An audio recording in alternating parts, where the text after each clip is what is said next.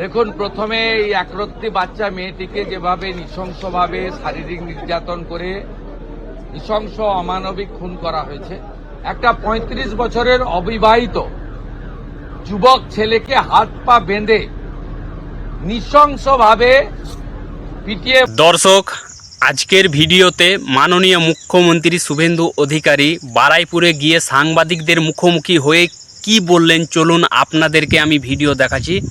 এই ভিডিও দেখার পরে আপনাদের কি মতামত নিচে কমেন্ট বক্সে লিখে অবশ্যই জানাবেন এবং এই ভিডিওটা বেশি বেশি করে হোয়াটসঅ্যাপ ফেসবুকে শেয়ার করে দিবেন। তার পরিবার প্রথম দিন থেকে মুখ্যমন্ত্রী এবং পুলিশকে সাহায্য করেছে, আমাদের কথা শুনেছে। আমরা পরিবারের প্রতি কৃতজ্ঞ। আমি প্রথম ইনসিডেন্টের দিন ফোনে কথা বলেছি, টুইসডে ফিজিক্যালি মিট করেছি ওনাদের সঙ্গে বারুইপুর এসপি অফিসে। স্পেসিফিক 4 জনের নামে ওরা অভিযোগ দিয়েছিলেন। 4 জনকেই পুলিশ খুব প্রপারলি এবং কুইকলি অ্যারেস্টেড করেছে। তারা পালিয়েও গেছিল অনেক দূরে দূরে, বসিরহাটে বাংলাদেশ বর্ডার পর্যন্ত চলে গেছিল। পুলিশ এবং এসটিএফ আমাদের বারুইপুর ডিস্ট্রিক্ট পুলিশ এবং STF under the guidance of the DGP properly তারা করেছেন। এটা তো 1 নম্বর। দ্বিতীয় হচ্ছে ইন্দ্রজিৎ মণ্ডলের যে মব লিঞ্চিং, এটা মব লিঞ্চিং আমি বলবো না, এটা কমপ্লিটলি তার নাম পরিচয় দেখে তাকে খুন করা হয়েছে।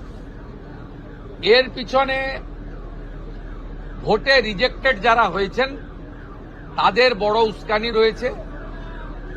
র্যাডিক্যাল মৌলবাদী গ্রুপও থাকতে পারেন, আমি উড়িয়ে দিচ্ছি না।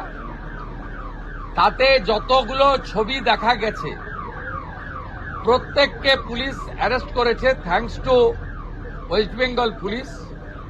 তো দর্শক, যেমন কি আপনাদেরকে আমি মাননীয় মুখ্যমন্ত্রী শুভেন্দু অধিকারীর ভিডিও দেখালাম, এই ভিডিওর ব্যাপারে আপনাদের কি মতামত নিচে কমেন্ট বক্সে লিখে অবশ্যই জানাবেন।